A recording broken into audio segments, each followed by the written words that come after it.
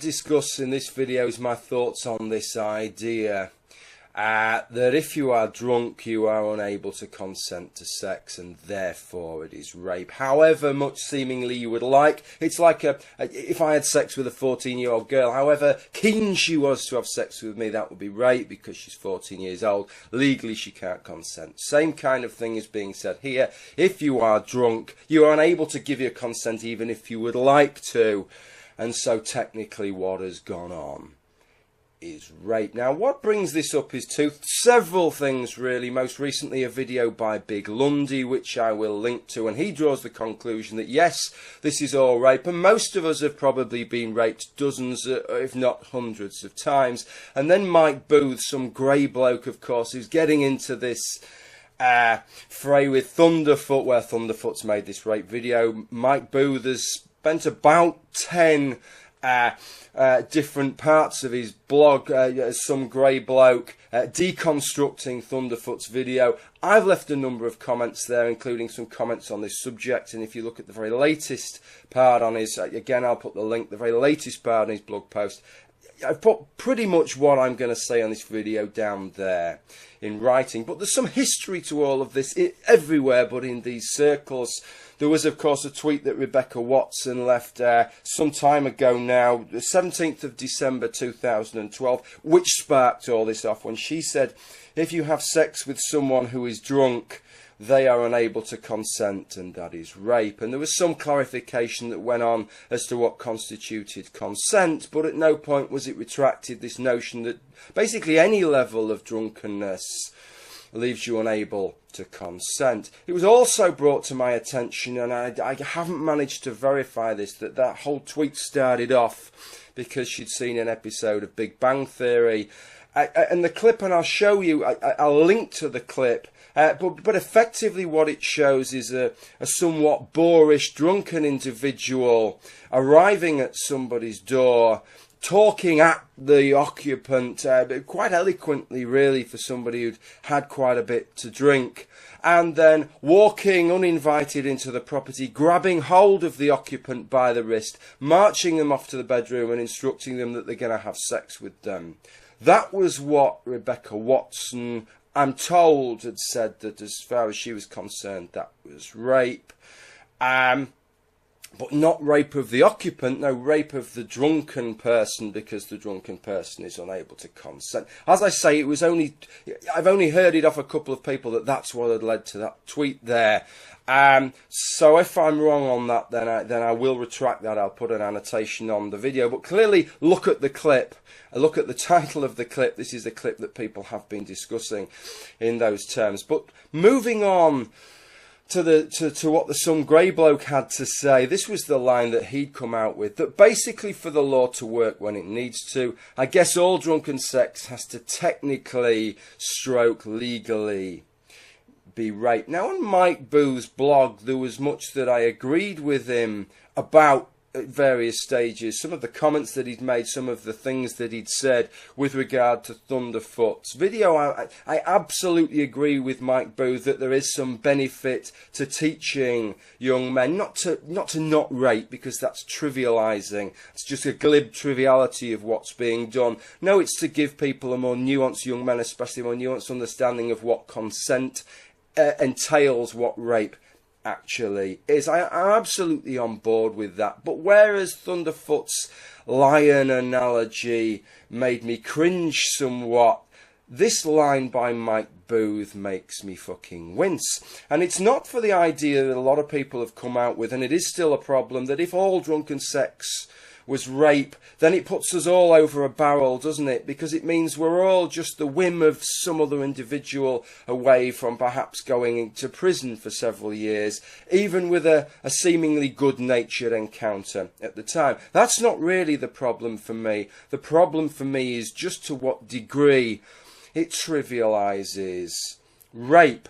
You know, when we're talking about this thing that I said that I agreed with Mike on, which is this idea of campaigning to young men to give them an understanding of perhaps things they might not have considered with regard to consent and what rape entails. The very foundation stone of that is an understanding that rape is a serious crime, that it's maybe not as bad as murder, but it's kind of like the next stage down of one of the worst possible things that you could do to another human being. And if what we're saying is that two people go out on a night out, they both have some drinks, have a really, really good time, they go back to one of their houses, they are pretty drunk, they have sex, fantastic sex with one another, afterwards they're cuddling, they're kissing, they've just got that glow of fantastic sex and they feel absolutely brilliant about it all. If we're saying that technically that is rape, then how do you then sell an anti-rape campaign to people when what you're effectively saying is actually most of the time, most of the rapes that take place are just a fantastic and beautiful experience, enjoyed and putting a smile on the faces of all the participants involved. It makes me wince when I actually do this part of the video, because it's so far away from what our understanding of rape is, not to mention in terms of quote mining, you could have a fucking field day with this video, couldn't you? But it's so far away from our understanding of what rape is, and I don't think it does any favours whatsoever, that kind of thinking, in terms of reducing rape or enabling us to go about taking measures that could reduce the number of rapes. So for all of Mike Booth's 10-part deconstruction of Thunderfoot and the things that he finds objectionable with what Thunderfoot said, and I agree with some of those things, especially with regard to some of the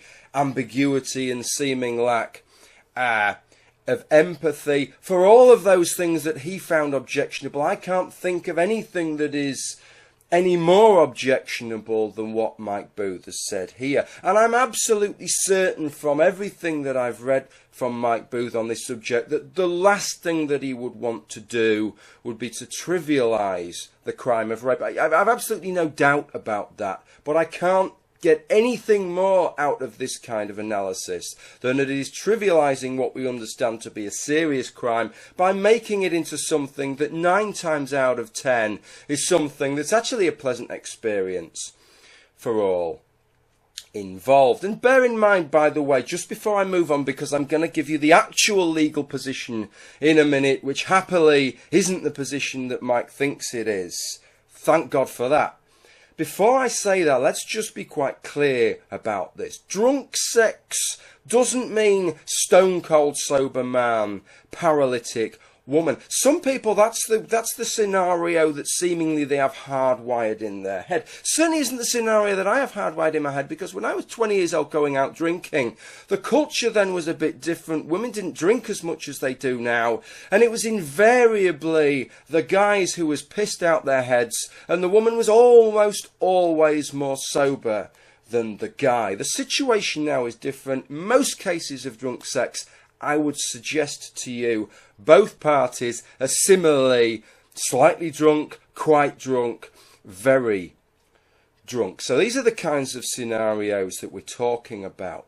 Let me just read you once more Mike's line, and then we'll look at what the position actually is. Basically, for the law to work when it needs to, I guess all drunken sex has to technically, legally be rape. Well, that isn't the case. I went and had a look at the Crown Prosecution Service's guidelines for consent and rape. Again, I'll give you the link down the bottom, but I want to read you a couple of paragraphs out. One on the statutory definition of consent as it pertains particularly to the consumption of alcohol, and then reasonable belief in consent. Again, as it pertains to somebody who has consumed alcohol, trying to gauge the consent of another person. Quite illuminating this. Let me read you a couple of bits.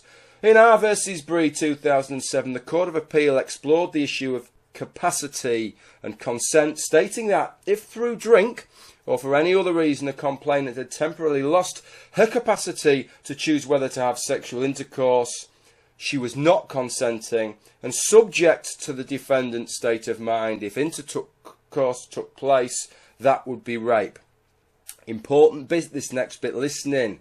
However, where a complainant had voluntarily consumed substantial quantities of alcohol, but nevertheless remained capable of choosing whether to have intercourse and agreed to do so, that would not be rape. So that you can consume substantial quantities of alcohol, you can be drunk and still consent to rape. Just a little addendum here, obviously that should have said can still consent to sex, not rape, obviously. Reasonable belief in consent. Just want to read you a line from this. The test of reasonable belief is a subjective test with an objective element.